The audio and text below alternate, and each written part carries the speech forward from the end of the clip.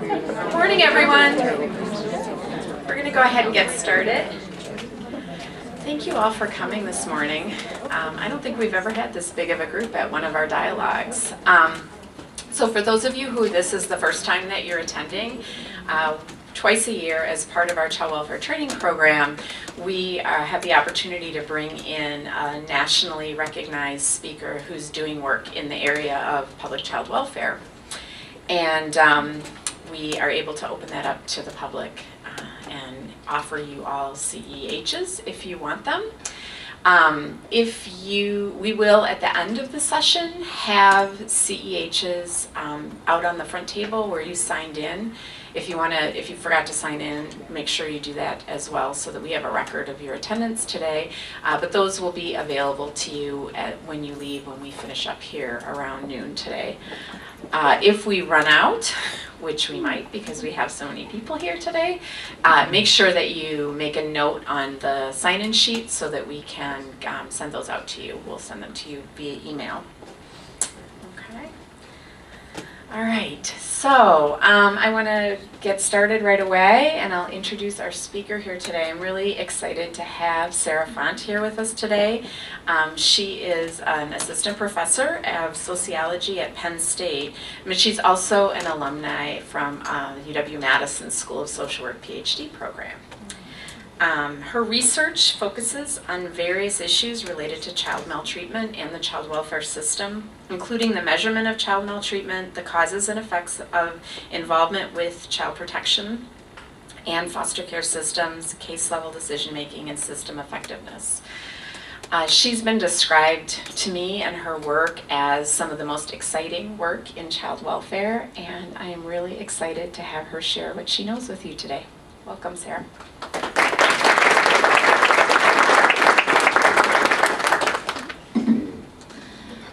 Thank you all for coming out on a nice morning. I'm very happy to be here. So, can everyone hear me okay? Okay. I'm not used to talking in microphone, so I just want to make sure I'm audible. Okay. So today I want to talk about what we mean when we think about, is this in the best interest of the child, and how that idea of best interest factors into decision making and practices within the system. So I'll mostly be talking about foster care today, but a lot of the sort of general themes apply to the entire child welfare system. So at the end, when during discussion, feel free to open it up to other aspects. Okay, so let me start with, this is, it's not turning. I don't know if there's a clicker I should be using. Usually I just use the arrows, but it's not actually moving. Slide representation right there.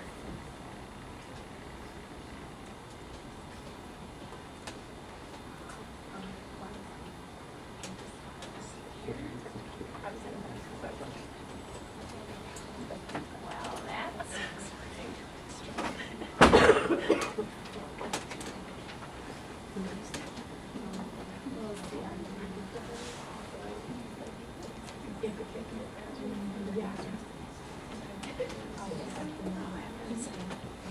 It's always the technology. Gets me every time.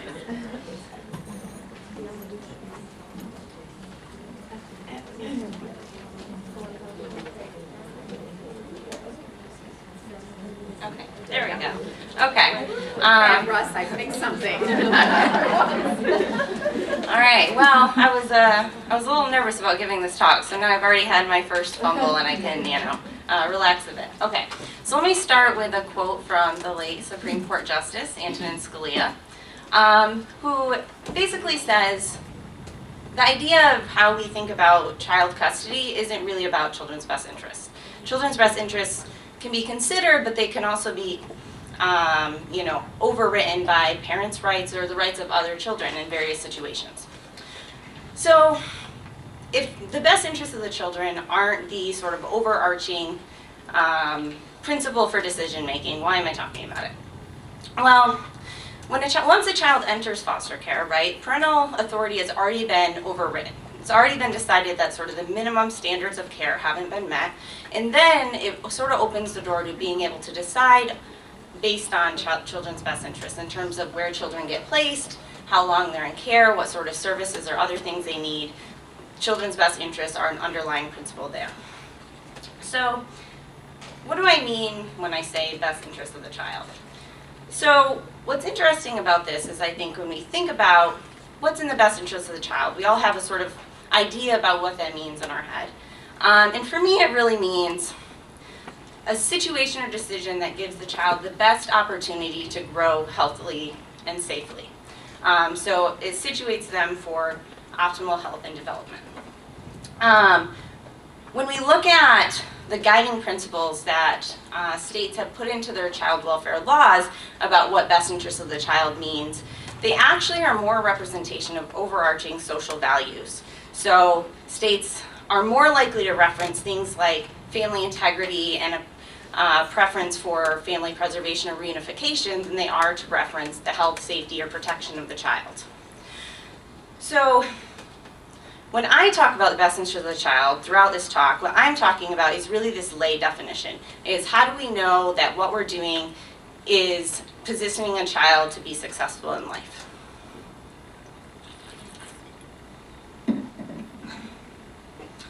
So, in general, foster care, we can think about it as an intervention, right? So we have a target population, we have specific strategies and ideas that we think improve outcomes for kids. So we can sort of borrow from the language of program evaluation to think about, is this a logical model? Does this work the way that we think it does? So in program evaluation, in a logic model, you basically have your inputs or your resources that you put into your program.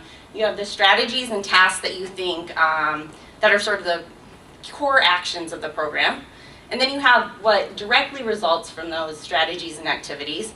But then you have the impacts. And those are the things that are sort of the substantive outcomes that we really care about and justify the existence of the program.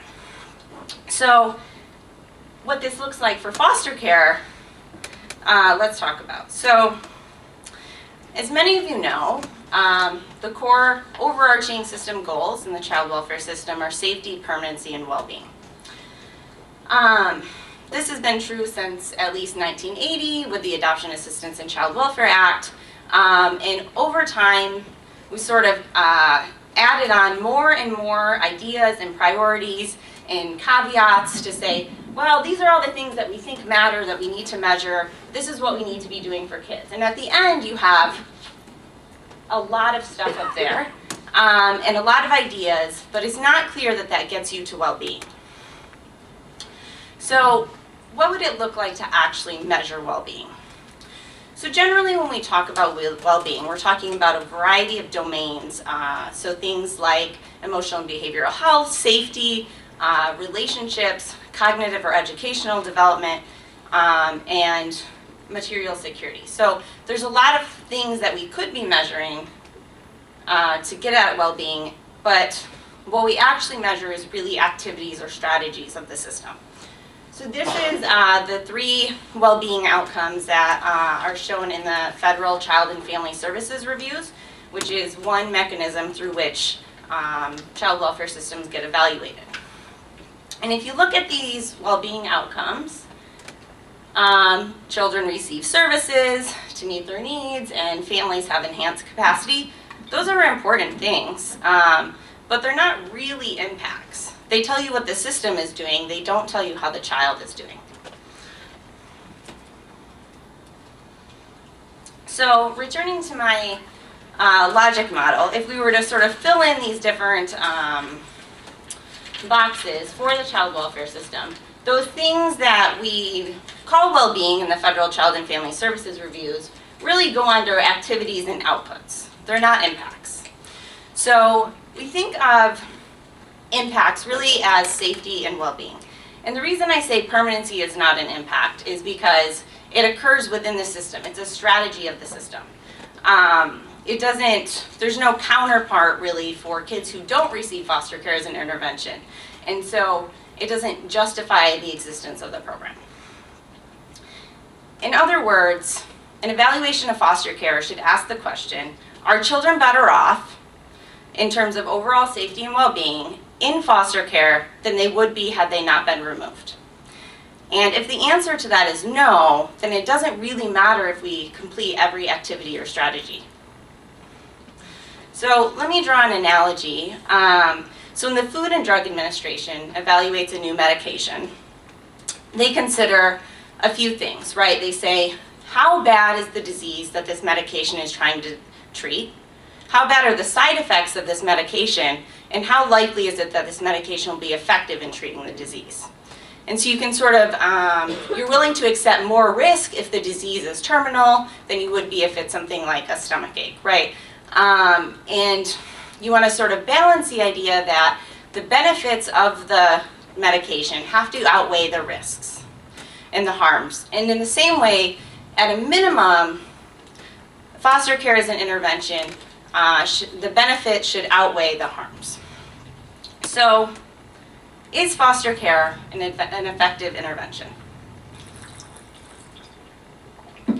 So, what we know is children who are placed in foster care are safer than maltreated children who are left in their homes of origin. It's not clear whether they stay safe after they leave care. And safety is really a minimum threshold, right? Kids need a lot more than safety to be okay. So evidence on well-being is largely neutral. So positive or neutral effects for academics and negative or neutral effects for social and behavioral outcomes. That's what the most rigorous research would suggest. So what does that mean? Does it mean it just doesn't matter? Well, so I think it means is that the effects of foster care are variable. Kids have very different experiences in care, and that those experiences likely matter. And so when you average it across all of the kids, you might be seeing no effect, but some kids are benefiting and some are being harmed. And so by looking at what's happening within the system, we can get a better handle on where those harms and benefits are coming from. So that leads me to the question, are those, all those things I had flying up on the screen a few slides ago, if we were to accomplish all of those for every child, would that get us to well-being? Are those priorities necessary, and are they sufficient for safety and well-being? Okay, so I'm going to start by talking about permanency. So permanency is one of the prized activities or strategies of the foster care system. And in part, that's about moral values. We think that home life is foundational, that families are foundational to children's health and well-being, and that it's immoral to deprive a child of a family setting. So, and that's been the case for a long time. It's a core underlying value. But moving that to think about what are the impacts of permanency potentially on well-being, what do we expect a permanent family to provide for kids? So part of it is we think that healthy relationships and opportunities for attachment improve their social emotional development. It provides them resources and stability, and that those bonds are found in other research to reduce risk behavior and encourage pro-social behavior. But that's not the only reason we do it. We also know that the state has an interest in permanency. It saves money, it reduces the number of active cases, the federal government prioritizes it and evaluates it, and the public sees it as a good thing. So if both of these things are true, then it's a win-win, right? So I don't know the prior knowledge of everyone in the audience, so let me just do a very quick rundown of what I'm talking about when I mean permanency. So we have three types of permanency, generally speaking: reunification, adoption, and then guardianship or other sort of legal custody arrangements, which are typically with a relative. And these are not all equal under the law. Reunification is our most preferred form of permanency, in part because we think that it reflects the best interests of children. It reflects their wishes often and the wishes of their parents. And it also it saves money relative to adoption, and it sort of comports with our social values about the primacy of the biological parent-child relationship. So, what do we need to know about permanency to understand whether this is an effective strategy? So first, does permanency produce better outcomes for children from foster care relative to aging out of care? Do outcomes differ by type of permanency? So is reunification better in terms of child outcomes than other forms of permanency? And does it matter for safety and well-being how much time kids spend in care before they achieve permanency? So, what do we already know about reunification? So, surprisingly, not as much as I expected that we would already know when I sort of started looking at this. So, I think part of the issue is that commonly reunification is thought of as an outcome in itself, and so we spend more time measuring whether kids achieve permanency than what happens to them if they do or don't. But what we do know is that reunification is often not safe. So 20 to 40% of kids re-enter foster care after being reunified, and about 30% experience new maltreatment within a few years. And compared with other children who aren't reunified, they're exposed to more family violence and adverse life events. When we look at well-being, it's much more mixed. And again, we're like with foster care as a whole, we largely are finding some null results. So if you look at some measures, it's slightly positive, other measures it's negative, some it's no effect. So there's no evidence that reunification improves psychosocial outcomes, but there's not really convincing evidence that it doesn't either. So, but if we think that aging out is bad for kids, then permanency must be good for kids, right? So many of you may be familiar with work by Mark Courtney or others who have looked at outcomes for youth who age out of care. And on a variety of metrics, those youth have poor outcomes in terms of homelessness, unemployment, incarceration, and so forth, compared with the general population, right? Which isn't surprising. We would expect that youth who have been exposed to a range of adversities would experience potentially worse outcomes than youth in the general population. It doesn't tell us whether aging out is a cause of those adverse outcomes. And relative to other youth in the foster care system, youth who age out of care receive more supports from the system. So if those supports are effective, we might expect that their outcomes would be better than anticipated relative to other youth in care. So, along with some colleagues here at Wisconsin, whom some of you may know, Lonnie Berger and Maria Kanchan, we took a sample of youth in foster care, and we followed them into early adulthood. And we looked at, in this study, educational outcomes and earnings, and we looked at a few other outcomes in other studies, and I'll get to that later.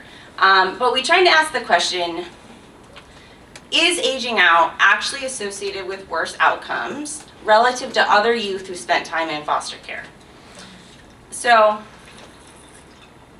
we have a relatively large sample, about a little under 2,000 youth who aged out and about 5,500 youth who are reunified. Our samples of other sorts of permanency are quite small because this is a sample of youth who entered foster care at ages 7 and older, so there are fewer who exited to other types of permanency. In this study, we looked at high school graduation, college enrollment, and earnings. And what we tried to do is to say, the probability of aging out or being reunified or being adopted, those things aren't random. They are a function of the characteristics of the child, including things like age, race, the history of maltreatment that they experienced, their own needs.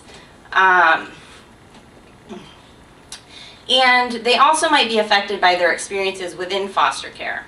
So kids who spend a lot of time in congregate care, for example, are likely to have a harder time finding an adoptive family. And those who spend a lot of time with kin may be more likely to be placed in a guardianship with kin relative to other outcomes. So we try to account for all of those things. And what we found was that, well, let me explain what this graph is showing you. So so these are our odds ratios. So the comparison point is youth who aged out of care. And a value or a bar that is greater than 1 suggests that that group, relative to youth who age out, have a higher odds of graduating high school. And values less than 1 suggest lower odds.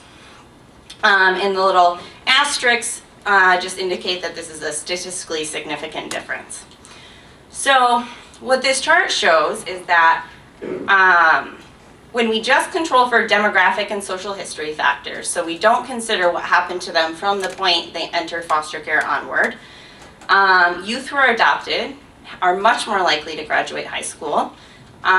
Youth who are reunified are less likely, and youth who experience other forms of permanency look the same as youth who age out in terms of high school graduation.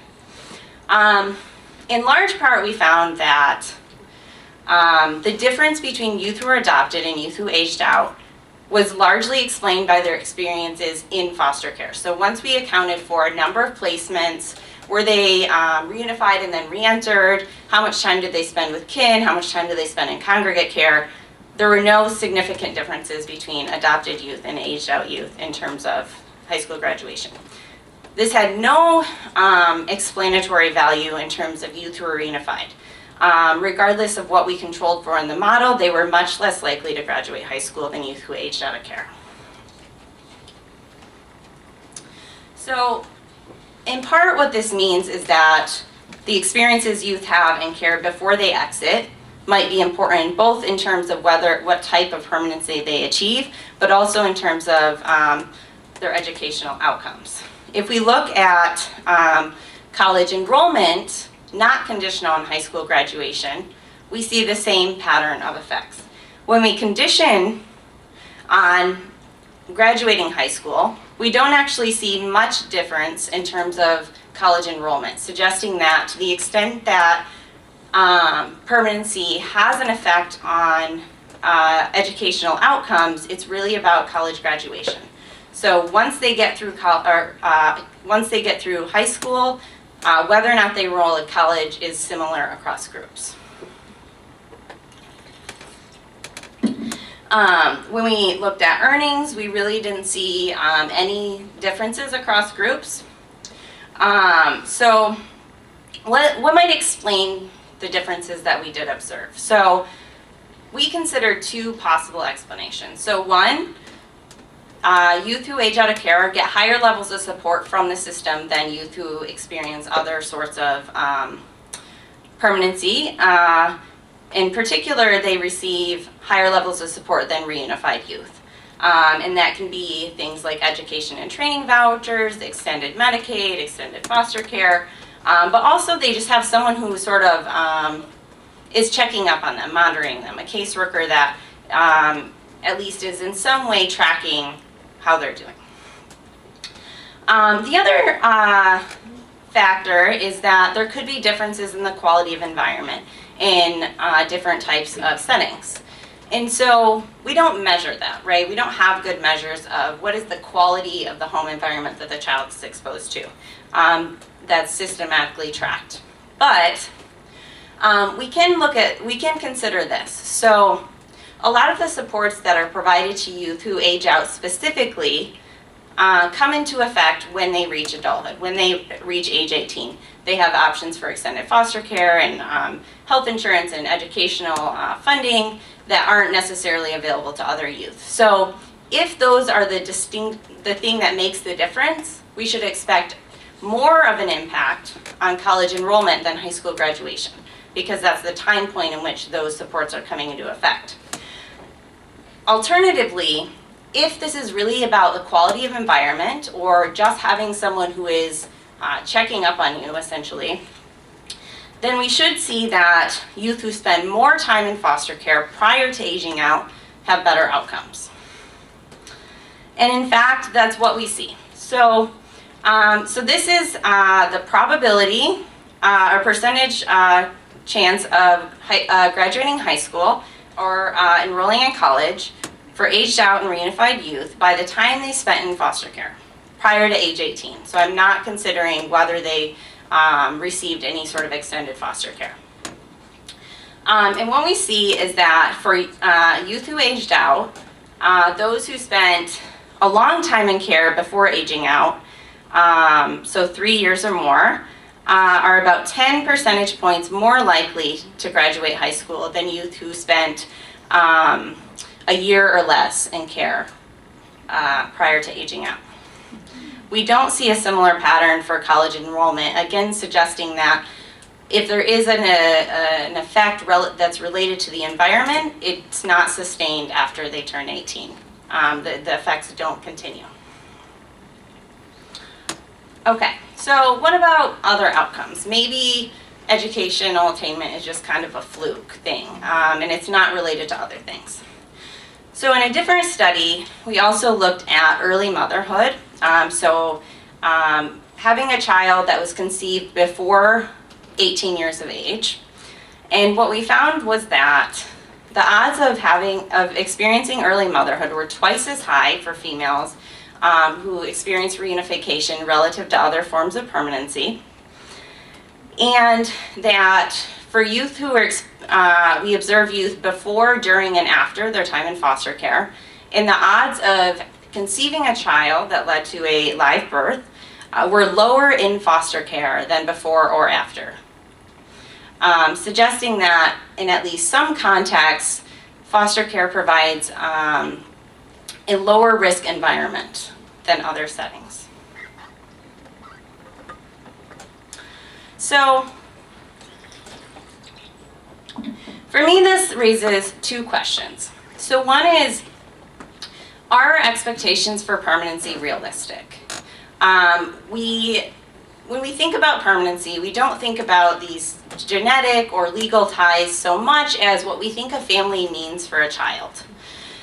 So in the lead up to passing the Adoption and Safe Families Act, during that debate, one of the senators was quoted as saying, essentially, reasonable efforts have become efforts to reunify families that are families in name only.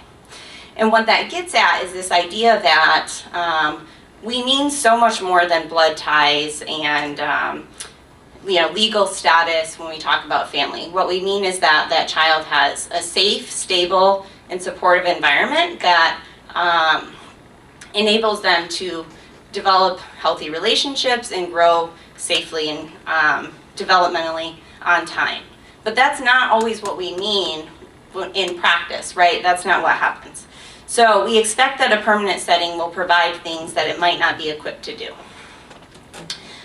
But we also assume that by virtue of being a non-permanent setting, that there's a limit to what that setting is able to provide for a child. That it's sort of inherently flawed by virtue of not being legally permanent. So I think permanency is important as a value for kids, but I think that our expectations for permanency don't always match the reality of what it provides for kids. So what about time and care? So starting with the Adoption and Safe Families Act in 1997, 1997, not 77, there was a really big push to say kids need to be moving out of care more quickly. Being in care longer is bad because they're not in a permanent setting and there's opportunities for instability. So let's put some time limits on that. And those time limits are slightly variable, but the basic idea is you should start thinking about a permanency plan. You should have a permanency plan by about 12 months, and if they've been in care for 15 of the last 22 months, then termination of parental rights is supposed to be filed. There are lots of exceptions to this, and most commonly the exceptions are children who are living with a relative, and children who are older. And so, if we do permanency more quickly, and particularly time to reunification, if we decrease that, does that reduce or increase the risk of reentering foster care for kids? So these are two of my colleagues from Texas, Kiera Sattler and Liz Gershoff. Kiera is Wisconsin's one of their new postdocs next year, so some of you may end up seeing her in person. But when I was a postdoc in Texas, we had gotten some data from their state and we looked at this issue. And so we were saying, there's prior research that says if you reunify kids more quickly, they're actually less likely to reenter foster care. So why would that be the case? So we considered two explanations. If we delay reunification too long, then it kind of disrupts the family relationships and it makes it harder to reintegrate the child into the home. Or time and care is really irrelevant, and what we're identifying is that higher risk families need more time to safely reunify. So we took a sample of about 9,500 youth who had entered foster care in Texas in 2008-2009, and we tracked them through 2016. And we specifically focused on kids who had reunified within 3 years and were 16 or under at the time that they exited, so we could observe their risk of reentry for some period of time. And then we looked at their odds of reentering foster care in up to 5 years. And we focused on how long were they in care before they reunified, and we focused on this cutoff of less than 12 months, and then 12 to 18 months where those timelines start to become relevant, and then after 18 months, which is relatively rare, or it was in this sample. And then we looked at why they came into care and what that might mean about the level of risk or need. And then we controlled for a bunch of child characteristics and other things. Okay.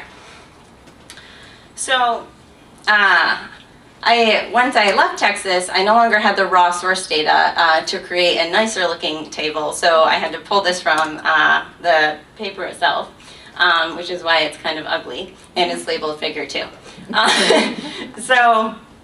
But with this chart, so these are survival, the predicted hazards of reentry. So basically, I just want to focus on the difference in the heights of the bars. So higher bars meaning more likely to reenter, lower bars meaning less likely. And so what we see is youth who, with the exception of youth who entered due to parental substance abuse related reasons, those who are reunified in less than 12 months are less likely to reenter than youth who are reunified later. So that suggests then that reunifying quickly is a good idea. And it's good maybe for kids, it's less disruptive, but also it's less expensive, and it sort of is less of a burden on the system.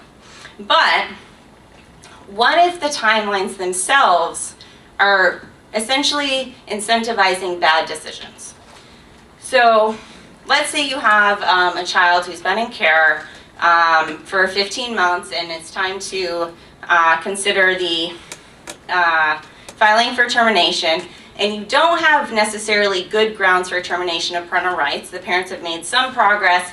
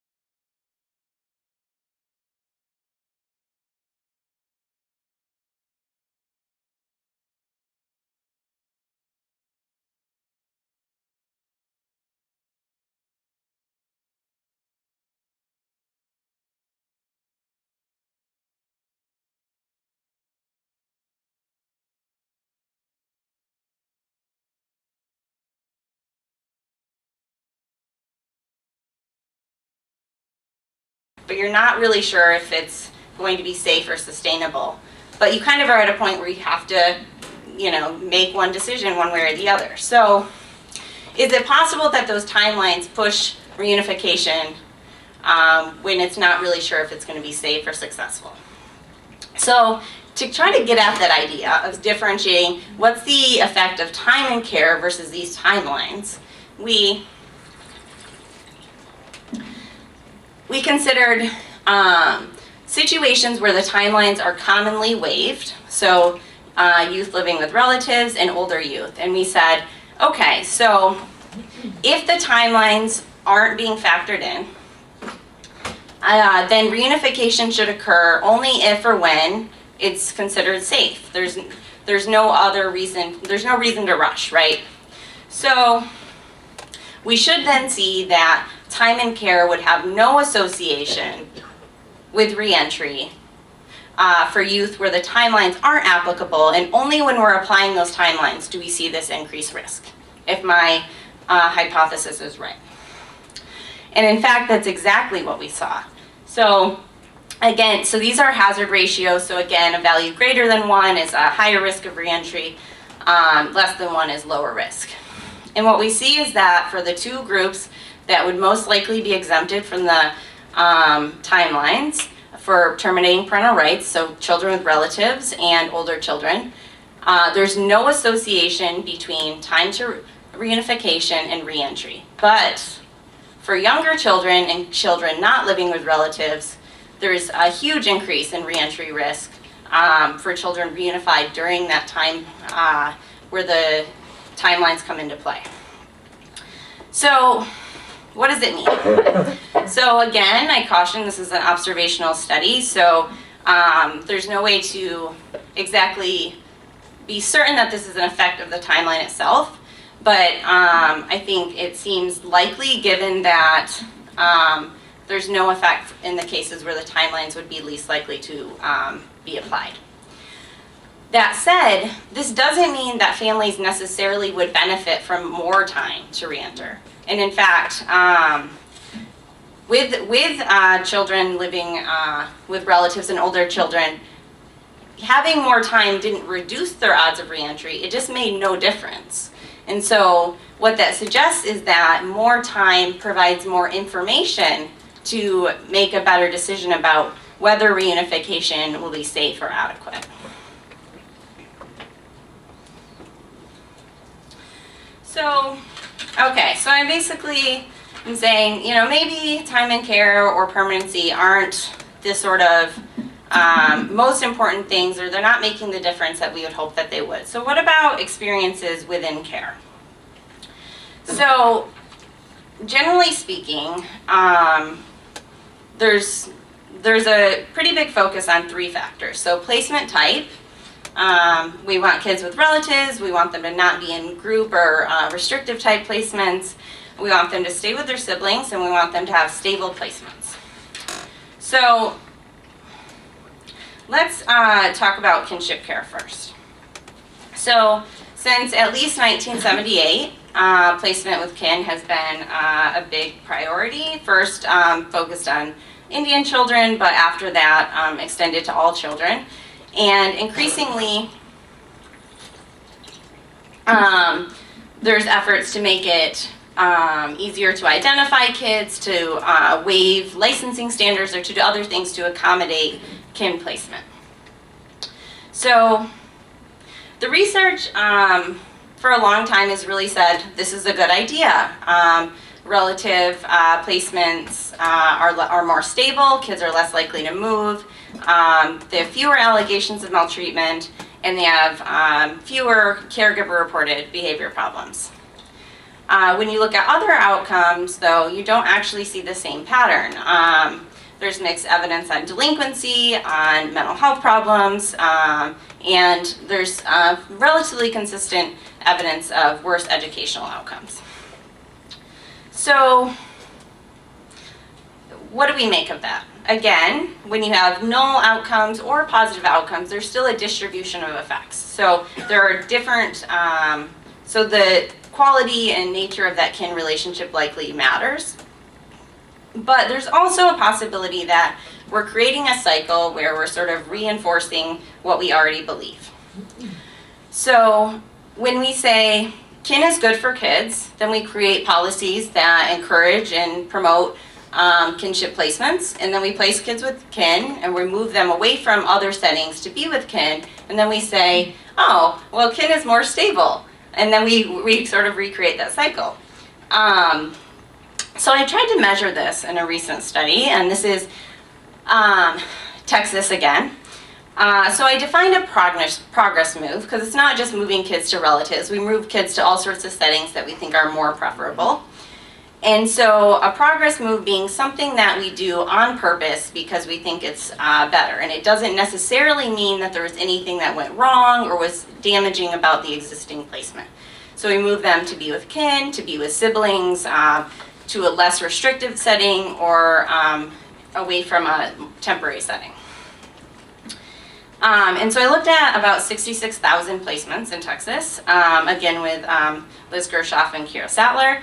And what we found is that between 29 and 43% of all placement moves were progress moves. And so there's differences because I used two different types of measurements, so that's why there's a range. But this is a pretty big chunk of all moves that kids are experiencing. Are things that the system is really doing on purpose. And so in the largest category of those moves were moves from non-kin placements to kin placements. And the differences in non-progress moves were really not very big.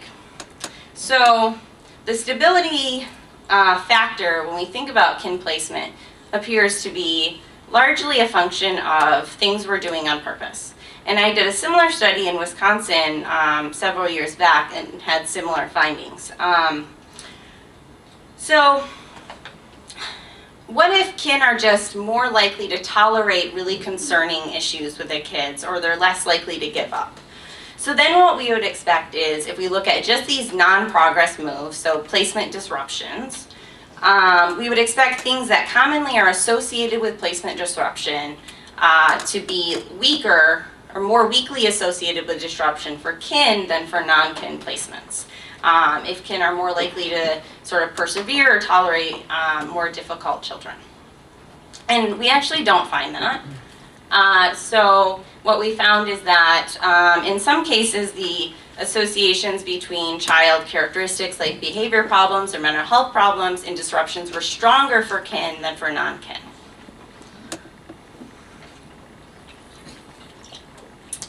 So what's my point? Kin placements are necessary. There aren't enough other options. So even if I thought it were a good idea, which I don't, it's not realistic to stop placing children with kin.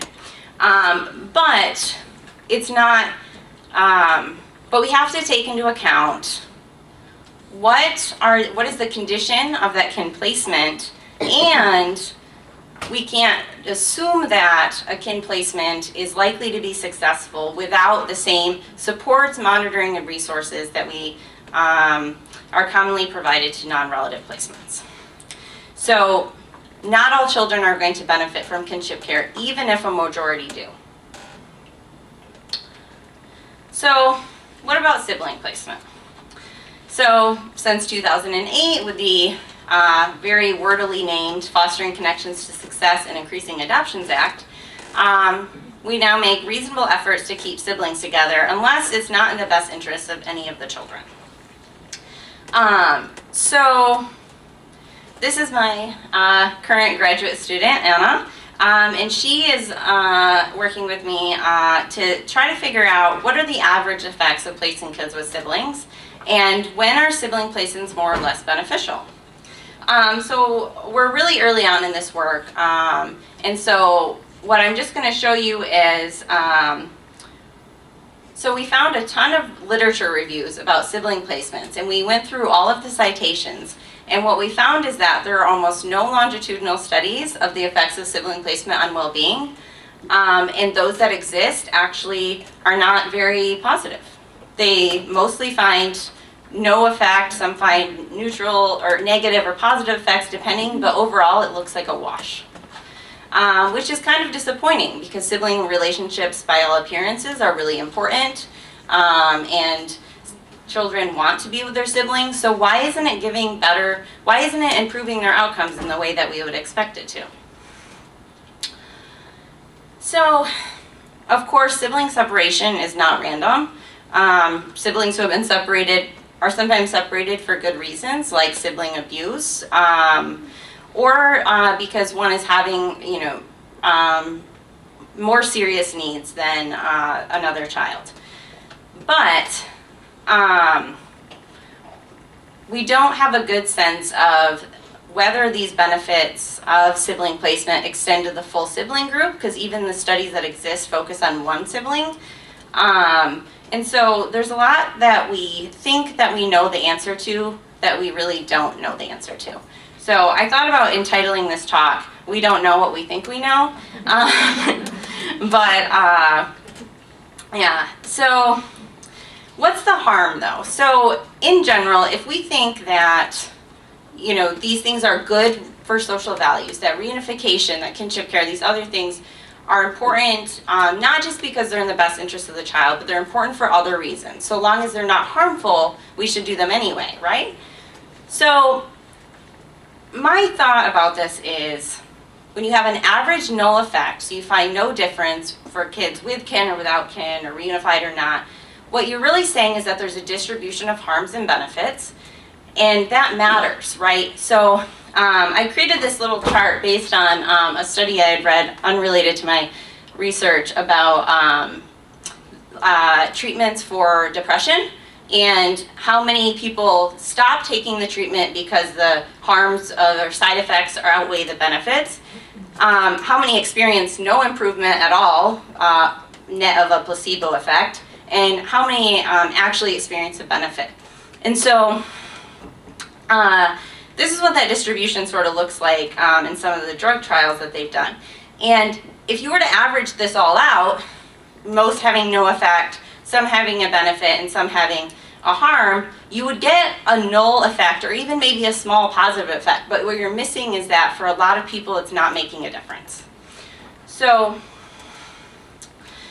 when we don't assess the effects of what we're doing on individual well-being, we can unintentionally cause or ignore harm.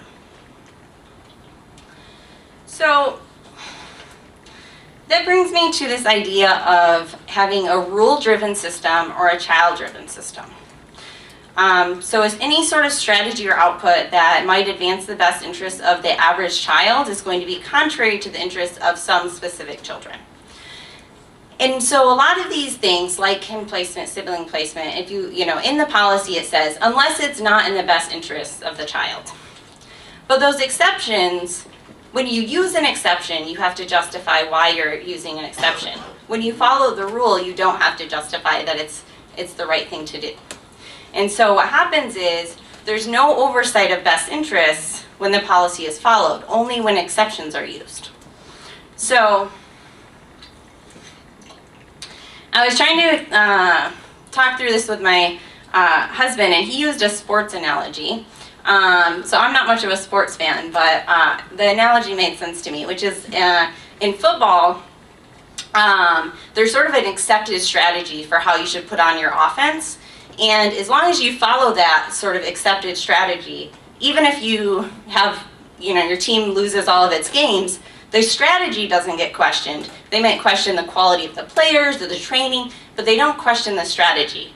But if you change the strategy, if you try to innovate, the risks are much higher, because if you fail, then it's the strategy. So the incentives to try to do something to affect child well-being that isn't specifically in these rules isn't really incentivized, and is in some cases disincentivized. So where are we headed? So a majority of states have faced these big class action lawsuits related to the malfunctioning of their systems, and there's been several in recent years.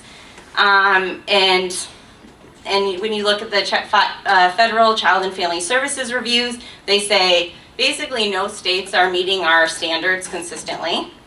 And when you read the news, you say you just only read about deaths and dysfunction in the system. And so no one seems to think that the current system is working well.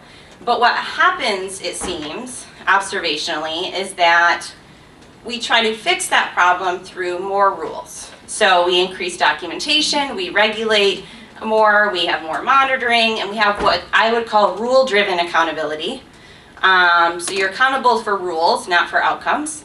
And what we lose in that is discretion, is innovation, is professionalization, and child-driven accountability. So what would it look like to have a system that was actually oriented around the best interests of children? So I would argue two things. One is that we would start focusing more on inputs. So when we add more rules and more monitoring and more regulation, what that means is that we're putting more of a burden on staff and on providers, and we're stretching already limited funding. So we have to start with high quality inputs. The second is that we need to make this link. We have to be able to know that the outputs are creating the impacts that we want for specific children. Not just on average, but for specific children. Because if you follow all of the rules and that child is still not okay, we need to do something else. But if we're not linking that link, that won't happen. All right, thank you. We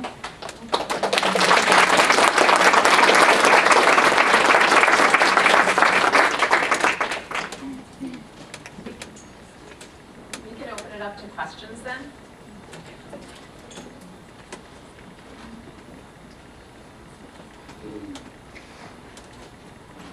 So I have a question just about kinship care policies and how they vary so much, not only in the letter of the law across states, but also in their implementation.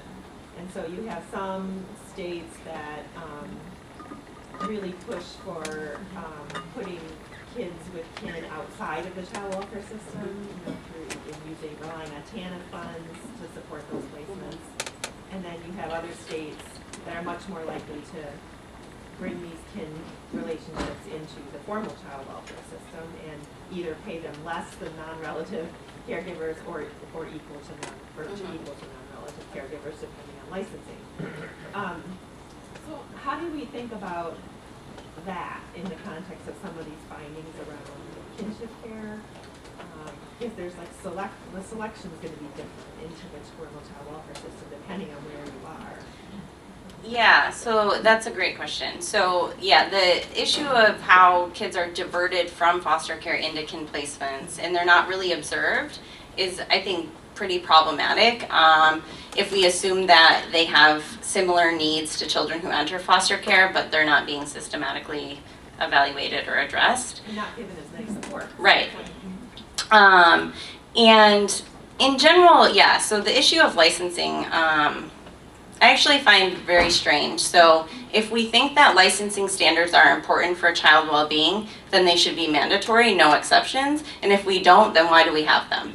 Right? So we're basically saying, well, you're not licensed, so we're gonna pay you less, but we don't think those standards are actually important enough to enforce. To me, I think, is a very ridiculous system. And so I do think that some of the reason that we don't see the benefits of kin placement come out as strongly as we might expect is that they don't receive the same resources and supports. And we know descriptively, right, that kin tend to be lower income than other foster parents. They're older and they might have health problems or other issues that they might benefit from supports that are traditionally provided in other settings. But we don't necessarily assume that kin need those supports in the same way we assume other foster parents do. Yeah. I think over time in Dane County, there's been a great effort to license kin relatives as foster parents and provide that support for them. So I guess my question is how does that fit into your research? Was that an area that was accounted for in your research? Because that's a fairly new development over let's say the last 5 to 10 years, but then they have some funding and the support as a foster care placement. So how does that play into kinship care? Yeah, so the paper I talked about on kinship care was in Texas, where they don't, they almost never license kin.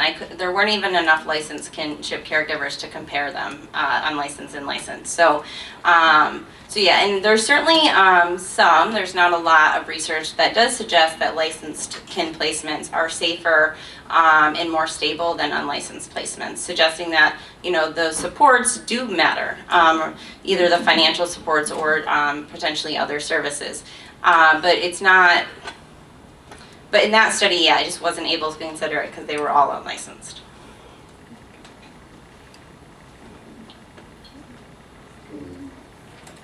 So, in developing a child-driven accountability system, what are some of the biggest barriers, and are there systems that now do reflect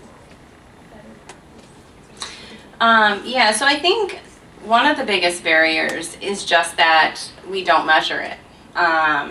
So we measure what we're accountable for, and so there's not good measures of well-being, because that requires that you measure kids over time, that you track their outcomes, and that you revisit your strategies if a child is not doing well. In the same way, doctors try new medications if other ones don't work, or they try physical therapy or other things when what they're doing isn't working. And that's what I think I want to see happen in the child welfare system. I think there are a lot of counties or other areas in the country that are trying different things. So places like Allegheny County in Pennsylvania have like a fully integrated data system where their child welfare data is linked to behavioral health, to health care, to education and some other things, so they can kind of look at the overall context that a child or family is in. And things like that I think are helpful both for potentially identifying what are the other needs of this family that maybe I haven't considered or they haven't brought up or whatever. And also just to be able to track what services are already in place, what's been tried before and wasn't successful. So I think a lot of it has to do with the quality of information that caseworkers have to make decisions based on. Yeah.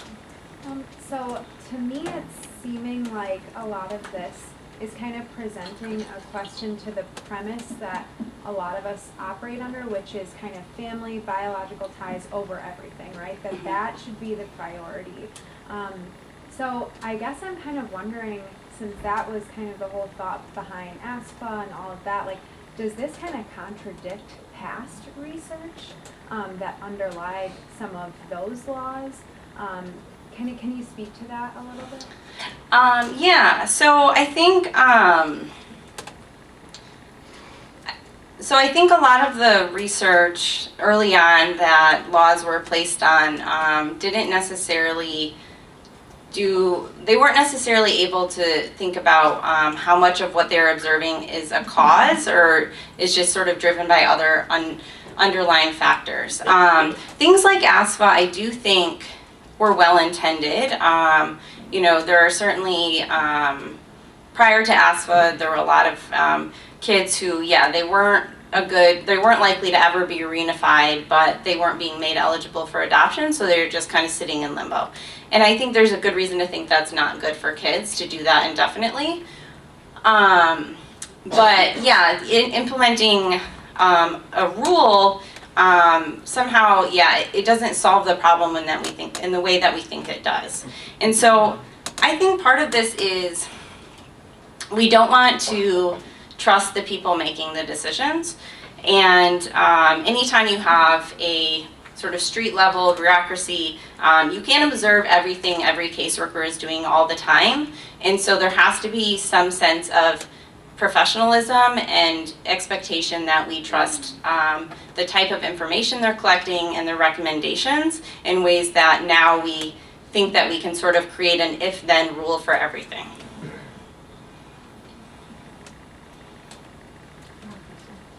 So, similar to this question about kin who are sort of diverted, kin placements that are diverted to the TANF system getting fewer resources, the same problem exists when we talk about reunification as the alternative, right? And so, if you reunify a kid to a family, and we know there's an overrepresentation of kids from lower income families in the foster care system, so returning to homes that have lower incomes more likely than not. And we have a completely failed safety net in this country for families. And so we're returning kids to situations that really are not the responsibility of the child welfare system to fix. But how do we know, so when I think about if reunification leads to worse outcomes in some instances and for some kids, is the target we want to fix sort of that, the safety net and the other kinds of systems that are supposed to be supporting families to begin with? And if we had that situation, if that were the counterfactual, do you think we'd see some different findings around reunification? I think it's certainly possible. So what I'll say is, I don't think that, I don't necessarily want to have the takeaway from this be that, kids shouldn't be reunified. I think the takeaway is really that we can't expect reunification to fix everything, that it's not enough. And certainly if we had, other sorts of supports in place that might make a difference. But what I see in patterns of foster care reentry and remaltreatment is really that it's the same issues. So kids are being sent home without those underlying issues being resolved, things that are in some senses the responsibility of the child welfare system, but they're also things that are really hard. So in Texas, the pattern was basically a lot of the kids, their parents had substance abuse issues, and they'd be reunified and then they'd come back because their parent relapsed. And it's really hard to predict relapse, and we don't have the best evidence on how to predict relapse or how to know when a lapse is just a lapse or a full, it's going to really spin out of control. So I don't think that just having more, social or economic supports is enough. I think a lot of it is having evidence-based treatments in other areas that aren't really developed. And so given that they're not developed, there has to be some expectation, I think, that the child welfare system, when they say we're returning you to this home because it's safe, that they make sure that's true. Yeah. Yeah, I found the discussion about the length of care and access timelines, because I've definitely been part of situations where, we're not really around, but, is it safe enough now, and is the next success, and is that given or that possible? Are there some states that just do a better job with reentry rates because it's easier to make clinical rights or kids return home beforehand? So reentry has been something that's been reasonably well studied in a lot of different states, and there are certainly states that have lower rates of reentry. Texas are actually relatively low, but they're still like 20%. So even the states that are doing well aren't really doing that well. And the states that, states like Texas that are doing well, they don't reunify that many kids. So, there's a lot of trade-offs that play there. Have you done any review or exploration of the broader court system and what that contributes to either having a child-centered or not kind of system? And I'm thinking about checks and balances with guardian ad litem and other folks too. Has that ever been kind of the analysis? So I have not integrated any court data yet. It's actually incredibly difficult to do, in part because a lot of the documentation isn't integrated, especially in Pennsylvania. But there's certainly now, after the Family First Prevention Services Act, now there's some, I guess, new money to have lawyers for parents, and there's going to be, more kids getting guardian ad litems. And so I think there is an opportunity to figure out whether those are opportunities to introduce a different sort of perspective into decision making that focuses on children's best interests. But I also, in conversations with people who work in the system, and this is anecdotal, but there's a lot of variation in terms of the quality of work that guardian ad litems and others do, and it's not clear in expanding this model what the checks on quality are going to be there. Can you speak a little bit more about the sibling placement? I think I heard you say that the studies that have shown that there really isn't a better or worse outcome. Is that because of a lack of studies, or? Yeah, so it's interesting. I read, so the federal government, like the Children's Bureau, put out this report about sibling placement, and when I read it, I walked away thinking, oh, there's like tons of good evidence that sibling placement is really good for kids. And then I read the studies that they were citing, and the studies either weren't even about siblings in foster care, or weren't, particularly rigorous studies. And so, there isn't a lot of good evidence, and I think there's a couple of reasons for this. One is that certainly in some states, it's actually pretty difficult to even identify sibling groups in administrative records to be able to link to other outcomes.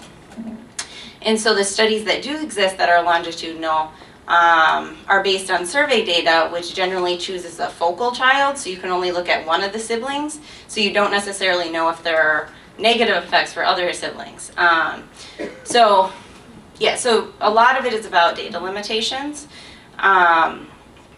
So I'm optimistic that will get better, but I think for it to get better, part of it is convincing people that the existing evidence is actually not very good.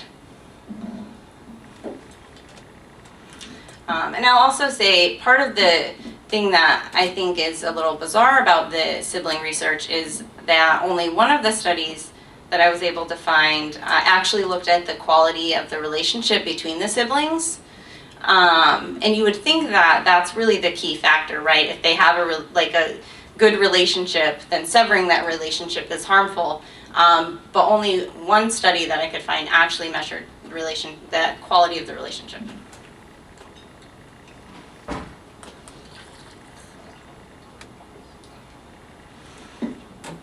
Did your data consider the impact of coming into our system, the trauma, the stress of that for families and the children, including for longer-term placements? Because we all know that stress and trauma over time has a great impact. And living in those limbo days of are we going home, aren't we going home, no longer living that. Can you speak a little bit to that area of what you saw in your research? So, yes, let me clarify your question. So, in terms of measuring the stress of just coming into care itself relative to not coming into care, or? Well, just this, looking at our system, just accounting for the trauma and stress of not only coming into our system, but staying in our system over time, was that dynamic addressed in your studies, or how did you account for that? Yeah, so I don't necessarily think there's a good way to measure how stressful coming into care was itself, right? Because it's sort of confounded by all of the experiences they had that led to them coming into care. So from a measurement basis, I think that's really difficult.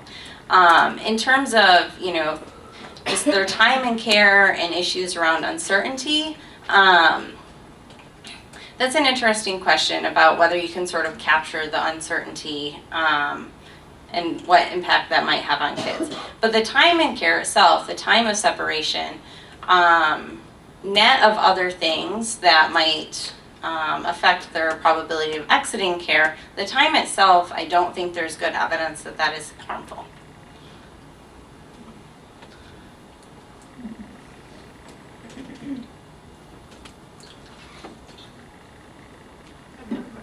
sorry.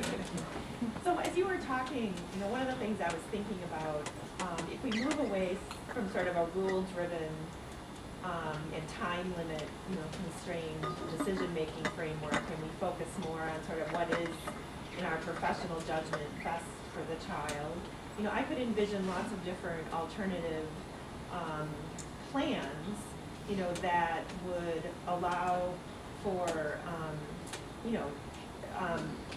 better judgment around how often kids see their biological parents or spend time with them, or how much contact there is, how much the foster care family sort of brings that parent into their home and works with them directly, and those things all may happen, but I'm not sure we sort of talk about those differing kinds of options as like a thing, as a planned, intended strategy.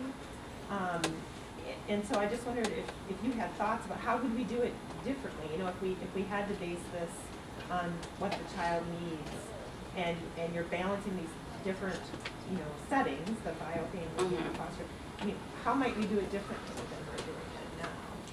Yeah, so I think part of it is measuring the effects of each thing that we're doing. So things like, visits with the bio family, you can measure, in various ways, through what the child reports about it, what their sort of behavior or well-being is before and after visits, those sort of things to say, is this having a positive or negative or no effect on this child? And so part of it is, paying attention to what's happening, net of whether or not, that's the rule is they have to go to the visits, but let's at least make note of and evaluate whether those visits are beneficial for them or not. It's hard to create a system where there's a lot more discretion, because that makes, I think, people seem like, well, how will we know, if those decisions are right either? So I'm interested in, the potential for some of these more team-based decision-making models, but where they actually have the flexibility to be innovative around it. So you have, multiple people in the room, so you have sort of a balance of perspectives, but you can open the options beyond, well, it's been 15 months, so we should file for termination, or, this relative wants the kid, so let's do that, or, but you can actually consider thoughtfully all of the options. But I think it does have to be in a setting where you're bringing in multiple perspectives to avoid, ideological biases or, other sorts of blinders that people get. Yeah. Sort of along those lines, I'm really interested, we're doing so much more with data in child welfare over the last 10 or 15 years, and I'm curious if you think,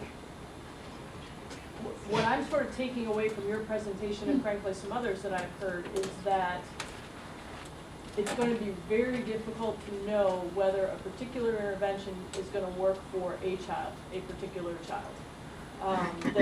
That what the evidence is showing is, yes, an intervention, foster care, particular parenting services, whatever, may have positive impacts for a fair number of them, more than half, 3/4, but there's always going to be this significant percentage for whom there is either no benefit or a negative outcome. Mm-hmm. And so I'm curious whether you think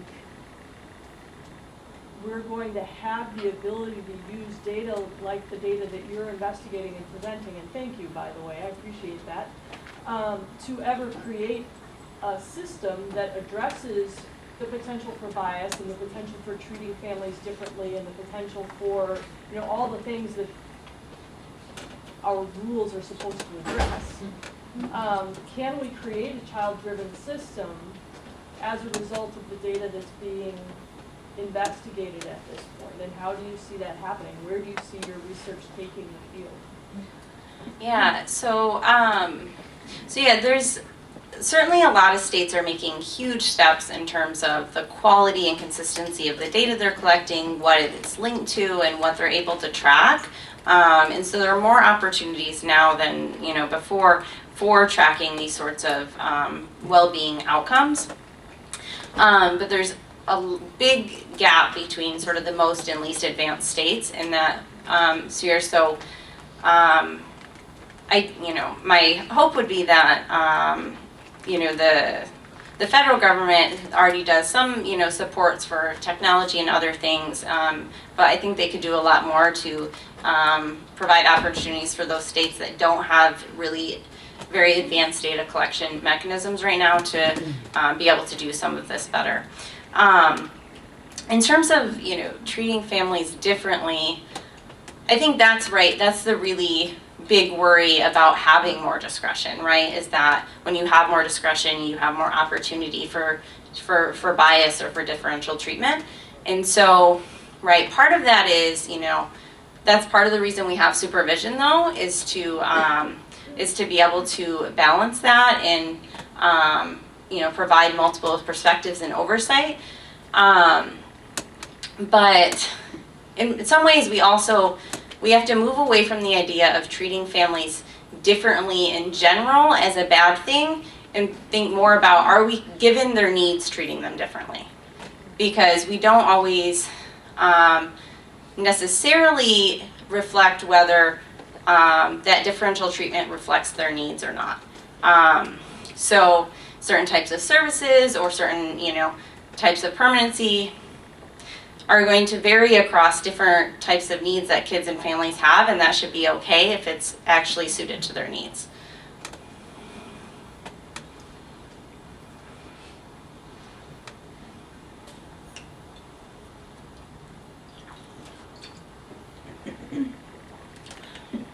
Yeah. Sorry.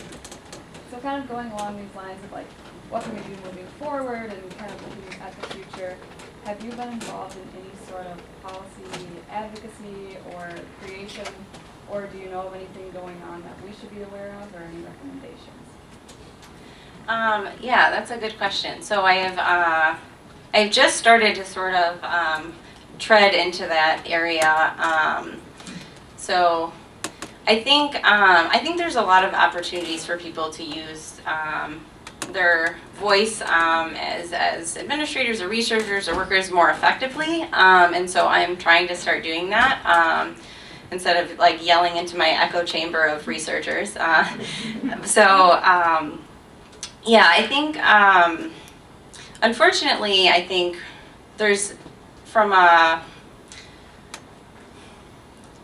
policy perspective, I don't think there's any like super exciting new ideas being put out there in terms of advancing this idea of really tracking well-being. And recently, there was some efforts to expand what was being measured in AFCARs, and that's being sort of pared back by this administration because of concerns that it's too burdensome, which I partly agree with because I think a lot of documentation is burdensome. So.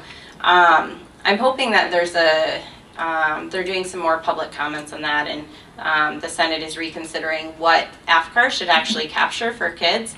And so I think there is some possibility to be influential there to figure out, what sort of documentation requirements are burdensome and they're not going to give us better information for making decisions, and what type of information is really vital and necessary. So that would be one example, but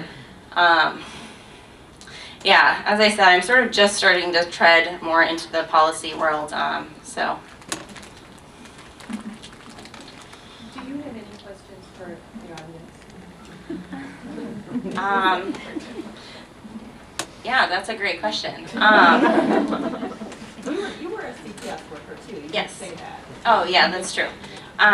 Yes, between my MSW and coming to Madison, I was a caseworker.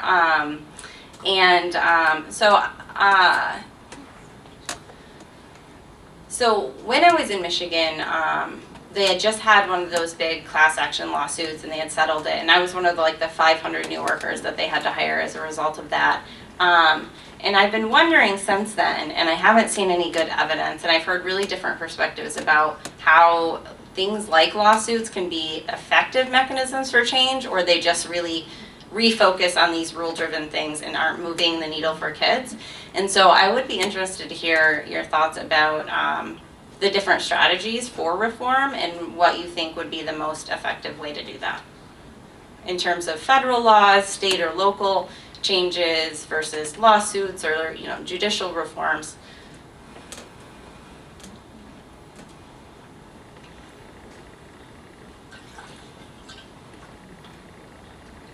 If you were in charge, what would you do? So Wisconsin moved from doing critical incidents to really looking at the backstory of what was underlying those decision-making, instead of really focusing on this child died, this worker is going to get fired, but really looking at the backstory to it. And I think, I hope that that will make a difference. Yeah, so when did that start? 2 years. Yeah, we stopped doing critical incidents only since 15, 16.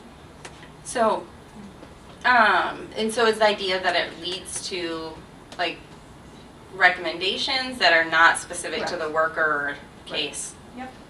Nice. Has anything come out of that so far? They've been a couple of reports. Couple of reports. Okay, I'm just wondering what if there are any policy recommendations that have been implemented from it. Okay. And as an ongoing worker for many years, one of the things that I think as a worker we've experienced that's positive that has come out of public or lawsuits and et cetera is a stronger focus on face-to-face contacts and foster homes and in the homes and better oversight that that's happening. So I see that as a positive outcome that I think we used to just have to make sure we saw a kid every 3 or 4 months in the foster home. And now it's, depending on their needs, is once, twice, or more. So I think that's been a very positive thing. I think we have more face-to-face contact with the kids we work with. So yeah, the other thing that's sort of been on my radar recently is the issue of how to actually get people to stay in this line of work. And I know that's sort of been something that's been talked about for a really long time, and I know certainly some places have a better handle on it than others. But once a county gets into a situation where they have high turnover and they have a lot of vacancies, I don't know, it's not clear how they stop the bleeding. And I think that leads to a lot of the, problems that we see where, I think people, social workers actually, do care a lot about the kids and families that they work with and want to be able to think about their well-being and how to do the best work possible when they have the time and resources to do so. So, I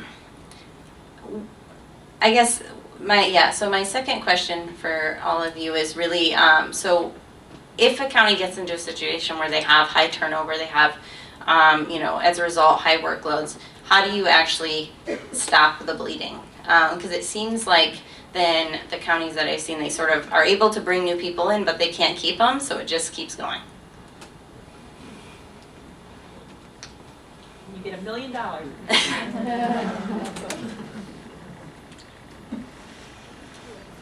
Because some of what I've seen happen is let's do more training and more mentoring and stuff to try to keep people on the job, but I worry that that just imposes more time constraints. I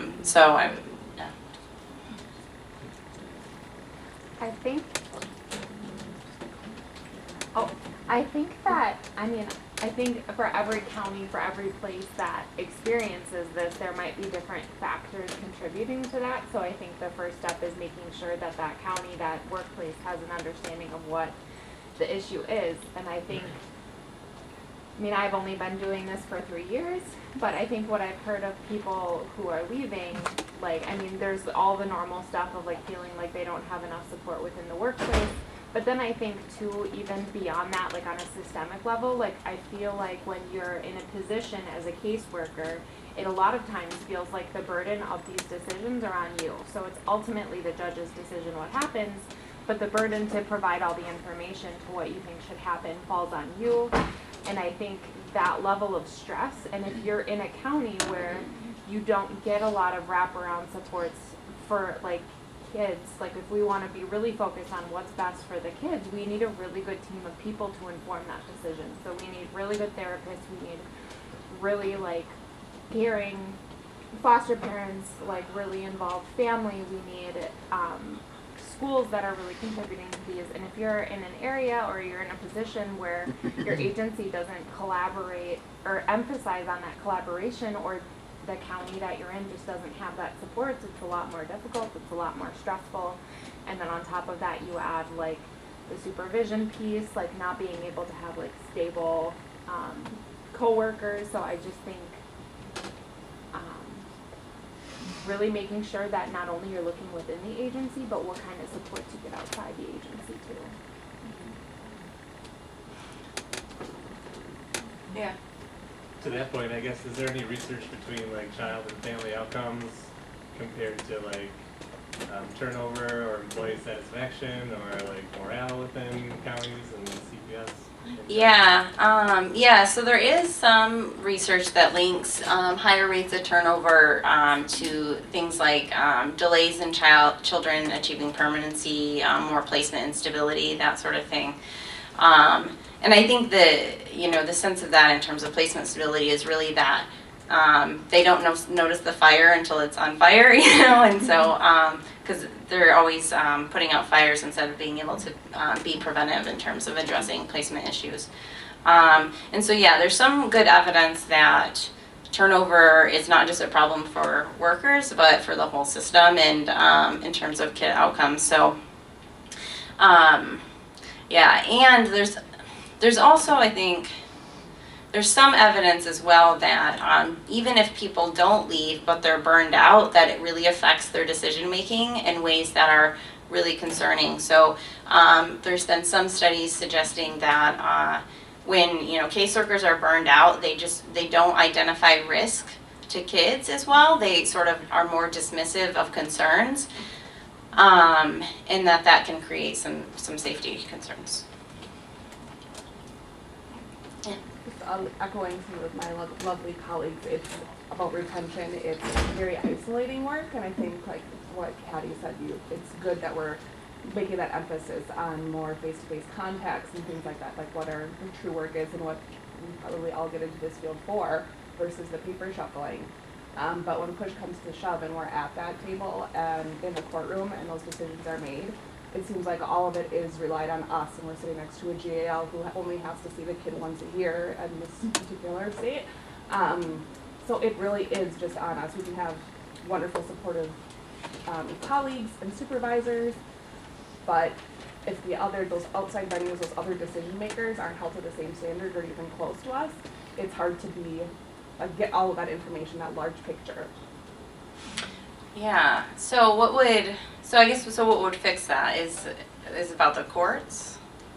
Well, I mean, when you think about, you're talking to parents of you have your advocate council. There's luckily enough in Dane County have that, and the child has their GAL, but they're in the best interest of the child, but they're getting all of their information from us, so that's still all on us. Right. When you have a phone call with a foster parent, or you maybe see them because I showed you a picture of them, or you go out there once a year, like, that's very different. So I am really the only one making that decision because I'm telling you everything.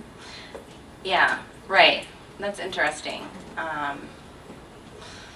Yeah, so I mean, not decision, but like, I'm the one providing information for you, like everyone else to weigh in. right, but then yeah, there's no other perspective coming into play because you're representing it through how you have processed that information. Right. Yeah. I can only speak for myself on this, but I was hired back in days where people were fighting for these positions. They were coveted, now people are exiting. And I guess on a personal level, with just day-to-day experiences, to me, it seems like back when we were fighting over the positions, it was much more autonomy. There were fewer resources, but more access to those resources. I think there was a larger pool of available therapists and medical people and et cetera. That's all become so much more complicated that I think at this point with people exiting, there is likely a feeling that our energy is spent spinning wheels on things we can't access for families. There's a lot of frustration in that, and less individual planning with families with that autonomy. We've always had good oversight, I think, on supervision around that. I think in Dane County, I personally feel, and this is my personal opinion, that we did a really good job in the past. There's things that have been improved over time for that, but we had that autonomy and that support and access for families and a focus on families, which seems to have dissipated into a lot of paperwork and oversight and lengthy reports that nobody reads. And the frustration of all of that together for us and families, I think, has really complicated doing this job. It feels like you're spinning your wheels with the families and getting nowhere quite good. Yeah, when I was a caseworker, my sort of overwhelming sense was, if something goes wrong, it's all on me, but I have no flexibility to make decisions. So it was sort of this responsibility, but without autonomy, that I think it was, yeah. Were you? Yeah, I have to respectfully disagree in part with my colleague. To me, what the conundrum is when I feel like we're doing better work now than we did 12 years ago. I think kids are lingering in foster care, or lingering in three across short period of time. We're forced, 17-page front plans.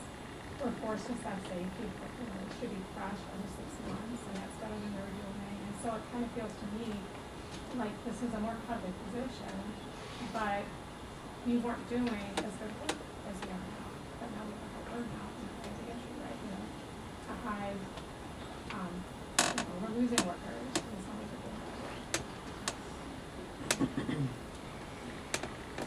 Do we have time for one more question? So I'm curious, partly this discussion of worker satisfaction, I think we all know that prevention is going to be where it's at, and that we're gradually starting to get funders and legislatures and government to put a little more interest and money towards prevention efforts. But in your capacity as a researcher, I'm curious, do we have effective models to measure prevention? It's so hard to prove the things that didn't happen and count the things that didn't happen because of intervention. And that's going to be the difficulty, obviously, in obtaining sustainable funding for prevention efforts. But I think if we could work more on prevention for families, that might also improve worker satisfaction.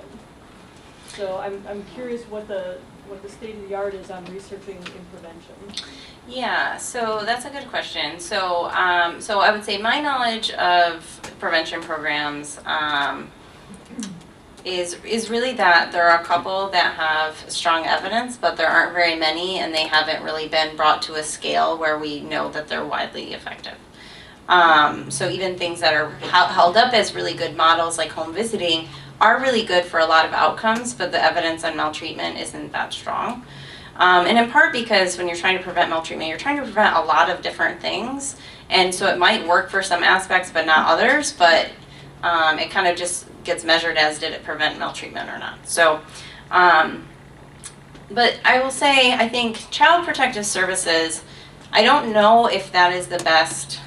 I think there's some opportunities for prevention, but there's also like an issue of mission creep, I think, where, at least in its current capacity, it's not really well set up to do prevention because there's not even enough resources or people to do safety for kids who already aren't safe.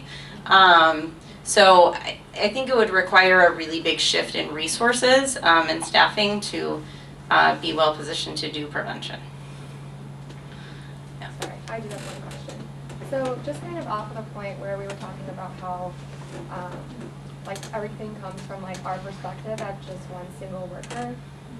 You had talked about how we kind of should move away from these like rules and these check balances and more towards these group models where we're working with like coworkers and supervisors to make decisions. And so I kind of just have like a question on how we do that when we are in a system that is disproportionately children of color, especially in Dane where it's children who are black. And we're currently sitting in a room full of a bunch of majority white workers. And a lot of the counties that are surrounding us are white workers, and how we're gonna sit in a room with majority white people making decisions for children of color without these checks and balances in place anymore. And if you had any idea of like what that should look like if we move away from checks and balances, or what that could potentially mean for these children of color when a room full of white workers are making those choices. Mm-hmm. So I think part of that, right, goes back to the issue of inputs. If we're not recruiting a staff that's representative of the families and children that are being served, then that's something that has to change, right? So yeah, part of that is about recruitment, and there are certainly, you know, policies like with the Multi-Ethnic Placement Act, where states were supposed to be recruiting a set of foster parents that represented the sort of racial or cultural background of kids in care, and that really hasn't happened, right? At least in a lot of places. Some places do better than others, certainly. And so I think, yeah, there's a huge issue with how we recruit and retain people that are representative of the kids in need. How we would do that in the absence of that, I mean, I think then you could consider things like an external board that weighs in on things. So people outside of the system that maybe are more representative of the community, that could, you know, at least provide a different perspective or make recommendations. So I think there's ways to bring in voices outside of the system, and, you know, even, and so that might help if you're worried specifically about racial diversity, but it can also help with other things, other forms of religious or cultural diversity that might not be represented in a system.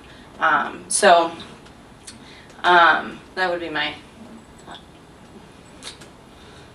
Thank you very much. Thank you all.